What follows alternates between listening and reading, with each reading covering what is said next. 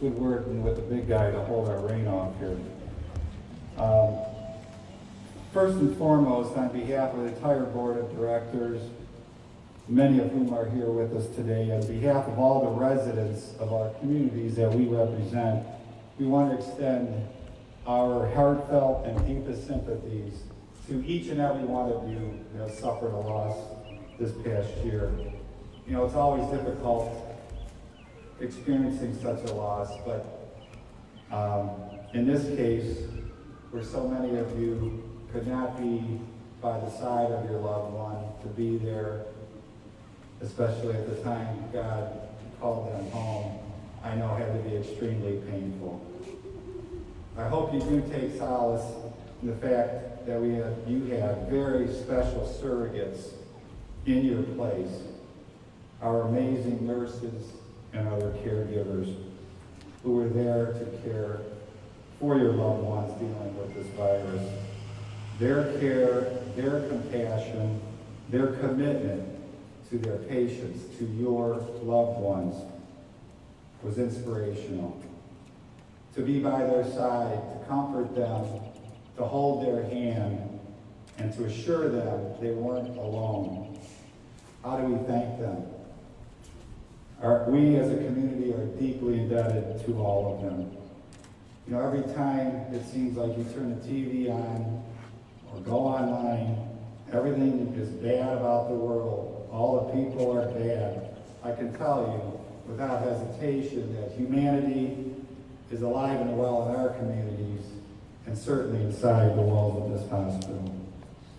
But that's what UH Parma is and will always be, a community hospital, our community hospital. And all the special people that walk the halls every day here that take care of their family, their friends, and their neighbors. Because at the end of the day, that's what we all do, is take care of each other. Thank you to Lindsay, Kayla, and Samantha for organizing such a special event and for allowing me the honor of saying a few words. Lastly, I want to just take an opportunity to thank all of our employees, all of our staff, all of our leaders who were called on to do so much during this past year, which is still ongoing. We are grateful to all of you for your commitment to our hospital, to your hospital, and more importantly, for your commitment to our community. Thank you and God bless.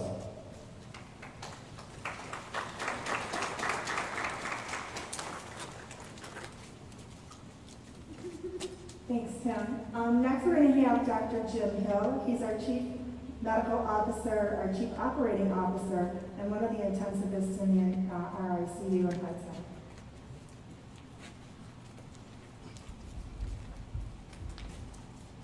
Good evening, everyone, and thank you for coming. As Kim said, my name is James Hill. I'm a critical care physician and the Chief Medical and Operating Officer here at UH Parma Medical Center. I'm addressing you this evening as a member of the healthcare team who responded to the pandemic. A full year since the pandemic began, I look back with humility, but also to the future with hope. When the pandemic began, there was so much uncertainty. The questions were, when would COVID hit our community? How many patients would there be? Will we have enough masks, gloves, and other supplies in order to keep our staff safe? Amid the uncertainty, the community came together and responded, giving donations of supplies we would need to help fight this fight. Despite having the very best training and equipment modern medicine had to offer, Northeastern Ohio found itself in the same position we had seen unfold in China, Italy, New York, a short time before.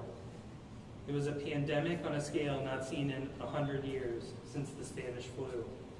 It was a struggle that would take an intense toll on patients, families, and caregivers alike. All of us would be touched in some way. At our peak, entire floors of our hospital were devoted to providing individualized care for patients with COVID-19. Some of the patients had family in our hospital. Some of them were our family. All of them felt like our family. Despite all the challenges of fighting a new disease, We fought on with constantly evolving treatments and protocols. University hospitals brought the cutting edge of academia directly into the community, coming together to function as one system. The effort brought the first in the nation clinical trials of effective treatments of COVID-19 to our community. As an ICU physician, I would look down the hall and I would see rooms full of patients affected by COVID-19. I remember holding the hand of the first patient with COVID that I placed on the ventilator, trying to reassure them that everything would be okay. These are certainly times I'll remember my entire life. We're here today to remember those that we lost and we miss very deeply. As the world continues to struggle with the pandemic, time may lapse, but our memories will not. Our organization now works tirelessly to bring vaccinations to as many as possible to avoid a repeat of those dark days. Through all of this, I can say it's been an absolute privilege to care for the loved ones of those gathered here. I want to thank the community for the tremendous outpouring of support over this past year. It's been a great honor to work alongside a team of such dedicated frontline workers and first responders. I count myself lucky to have known each one of them. They have truly demonstrated the vision of University Hospital by advancing the science of health and the art of compassion. Thank you. God bless.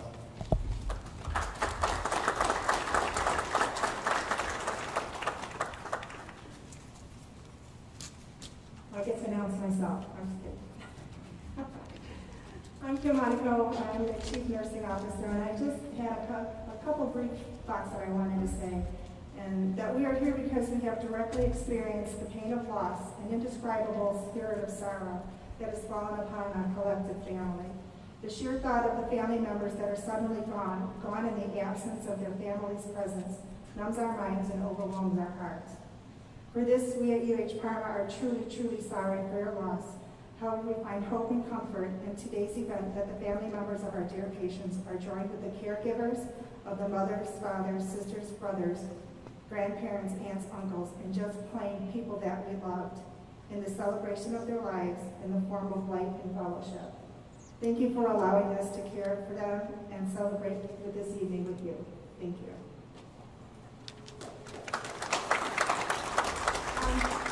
Next we have Lindsay Wells. She's one of our event planners.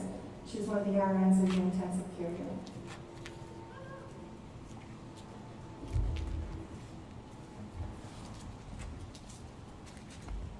Hello everyone, thank you for coming tonight. This year has been tough on everyone. It has been a roller coaster of emotions. I'm sure I can speak for my coworkers when I say we were all scared at the beginning. Scared of the unknown, the anticipation, and the wait. Once we started getting our first COVID patients, it was on to the eagerness and willingness to learn how to safely care for these patients and safely care for ourselves as we were all going home to our families as well. When we finally felt like we had the grasp on that, the reality of families not being able to visit during those hard times set in. We tried our best to communicate via Zoom or FaceTime because we knew that was one of the most important things that we could do for these patients and families. During these times, our team of nurses cried together,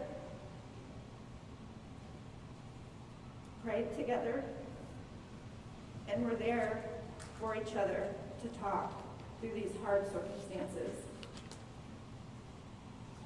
It was our way of getting through one of the toughest years in our career. We often thought of our patients on our days off. We worried about them and wanted to know how they were every day. They became a part of our family through this tough time. I want to assure each and every one of you that's here tonight with us that we cared for your loved ones as one of our own, and our hearts broke as well when they were no longer with us. I read a quote the other day that I thought was a perfect way to portray our thoughts as nurses about our patients.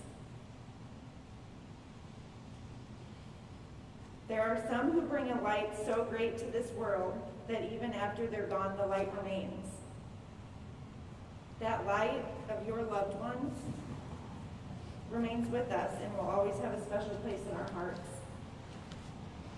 This past year has affected all of us. It's changed all of us. But every person we've cared for is a light that still shines bright. To honor all of those that we have lost, it is important to remember to focus on that light. Thank you.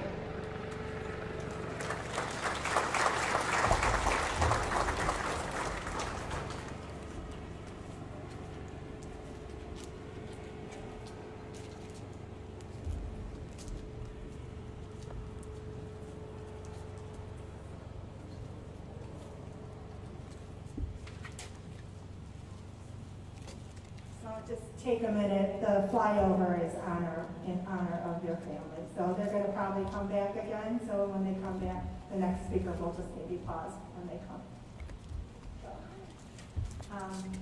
Next we have Kayla Rinaldi. She's another one of our event planners, and she is also a nurse in the intensive care unit.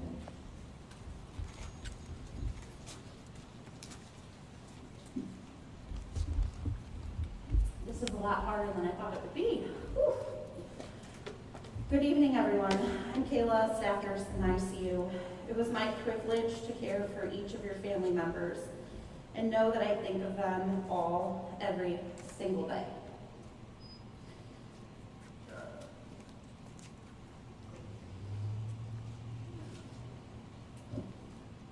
When I was thinking about what I wanted to say today, I found a poem that captured a lot of the feelings I have, and I would like to share it with you. It's called The Light That Shines in the Darkness, a poem about hope. This is written by Justin Farley. There's a light that shines in the darkness. There's a destiny waiting at the end of the road. There's meaning in the middle of this emptiness. There's a reason you've been asked to carry this heavy load.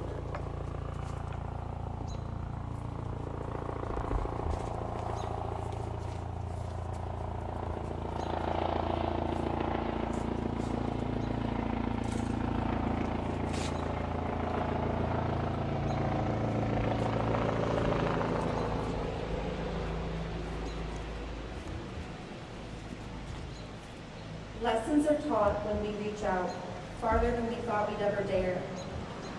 Faith abounds when we confront our deepest doubts, enduring more than we dreamed we could ever bear. There's a dawn waiting at the edge of every midnight. There's a seed planted with every fallen leaf. With every wrong, there's the chance to make a right. With every hour of suffering, there's an eternity of relief. Our darkest moments give us the opportunity for seasons of our greatest growth. Every day we work towards continuity of acceptance and persistent hope. And there's a light that shines in the darkness. There's a star that guides the way. There's a gate that opens to forgiveness. There's a shepherd who saves those who've gone astray. Thank you.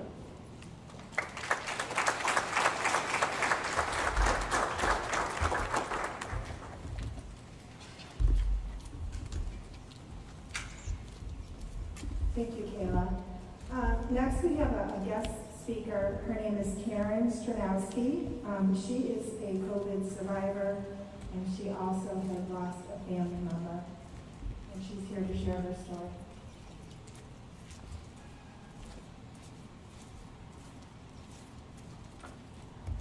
On behalf of my family and all of the families in attendance here tonight, I would like to thank the staff at UH Parma Community Hospital for providing us with this opportunity to honor our loved ones. When the pandemic began, we understood the severity. While I consider myself young-ish and in relatively good health, I was terrified of my parents contracting this horrible virus. We took every possible precaution. We stayed home, we worked from home, we ordered groceries online and wiped them with sanitizer. We canceled any and all family gatherings and celebrations. We thought we did everything right. So on August 9th, when my mother fell ill and tested positive for coronavirus, we literally could not believe the results were real. It was just impossible. It had to be a false positive. But soon we were notified that a home health worker who had been to my parents' home briefly and while wearing a mask had COVID and had unknowingly brought this virus into my parents' home. Suddenly, the panic set in that our greatest fears were now becoming our reality. I was terrified. My mom was just the sweetest person in the entire world, and the thought of her fighting this virus alone in the hospital where we couldn't be with her was absolutely heartbreaking. Every day I would go over to my parents' house, and my father and I would just sit by the phone waiting for every latest update.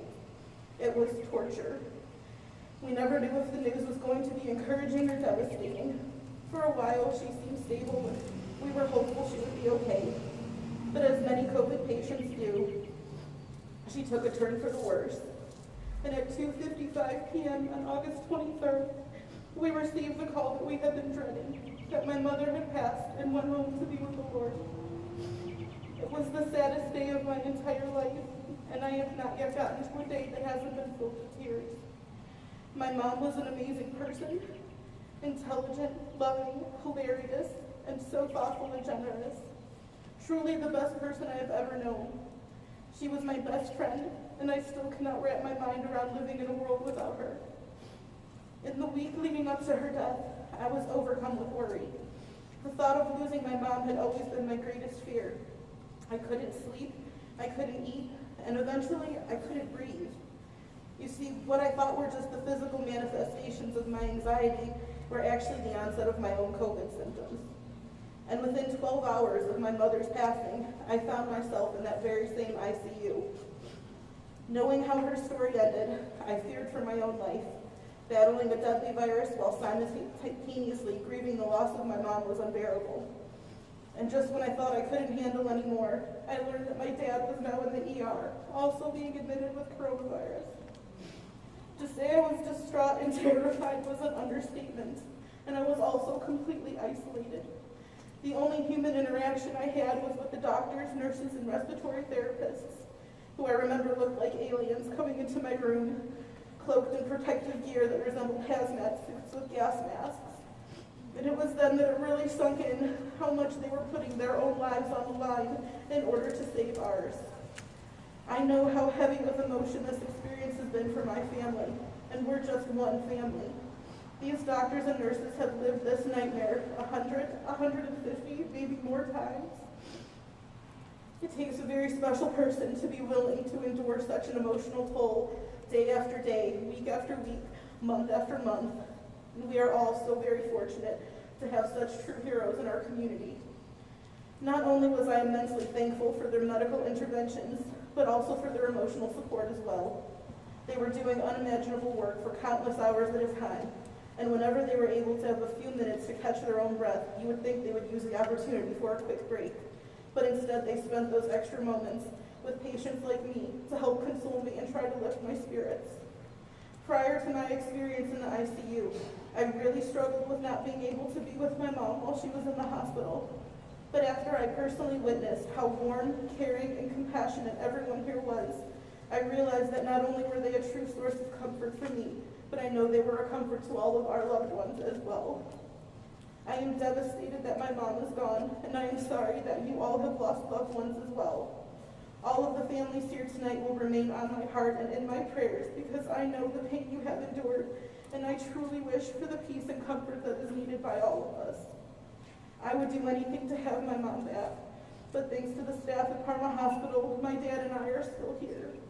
I know that an unimaginable number of people were lost to this virus, but please do not lose sight of how many of us have been saved. From the bottom of my heart, I would like to thank each and every one of you for your commitment and dedication to fighting this virus and for the continued healing we're receiving tonight as well. Thank you.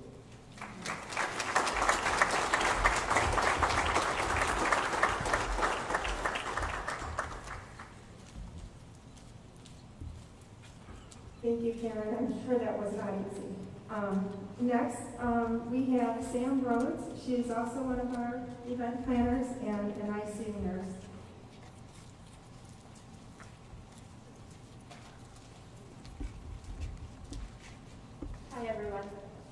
My name is Sam, and I'm a nurse in the ICU. First off, I just wanted to thank everyone for coming out today. I look around at all these luminaries and tea light candles that are lit around me, and I feel so grateful that me and my fellow coworkers have been able to touch so many lives by just doing what we do. Many of you tonight have come up and said thank you to one of us, talked to each other, and I hope that you know that you are not alone. The nurses, physicians, respiratory therapists, physical therapy, occupational therapy, and so many others who took care of your loved ones, took care of them like our own family. I think about all of you. I will never forget the impact of being able to be a part of your lives, even during a hard time.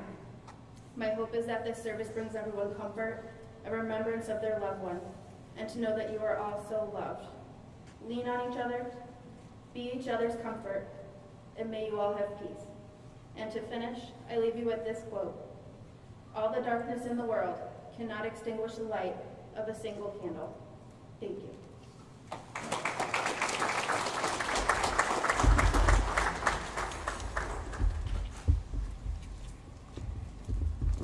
Thank you, Sam. I think Sam and a couple others had pointed out that the army of people that it took to take care of everyone, all of the, our providers, our respiratory therapists, PT, OT, lab, radiology, and of course, we can never forget our first responders. We have our fire chiefs with us here this evening, over here, and thank them for being here with us.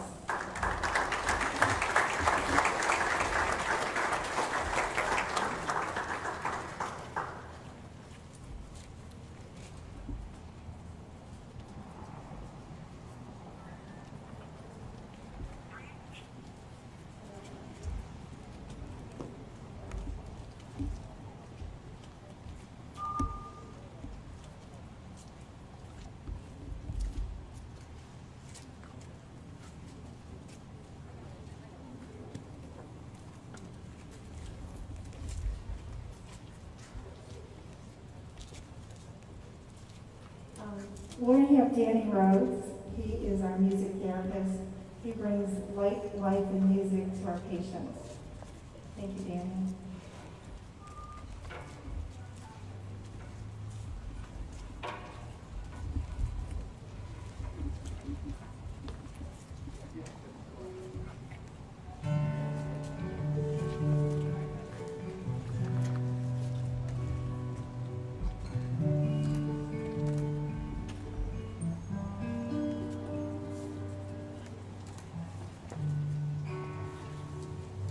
I'll be seeing you in all the old familiar places that this heart of mine embraces all day through. That small cafe, the park across the way, the children's carousel, the chestnut tree over the wishing well. I'll be seeing you in every lovely summer's day, in everything that's light and gay. I'll always think of you that way. I'll find you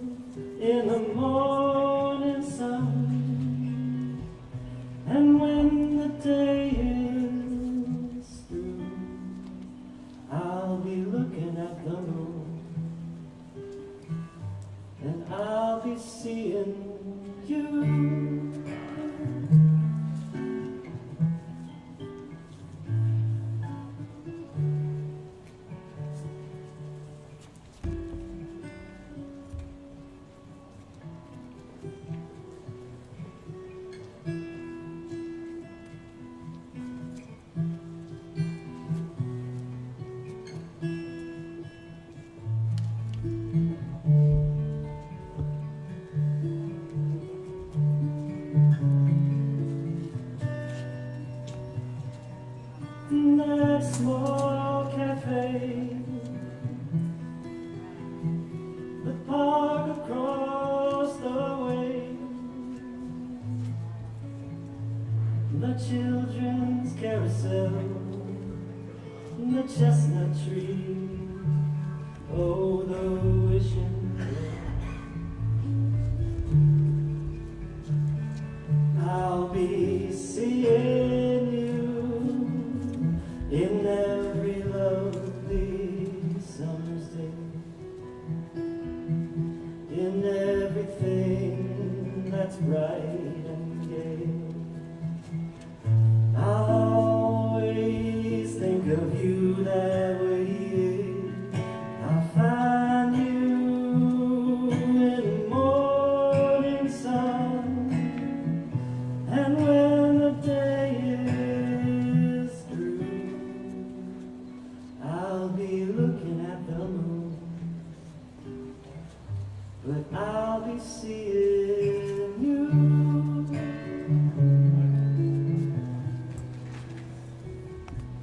I'll be looking at the moon, and I'll be seeing you.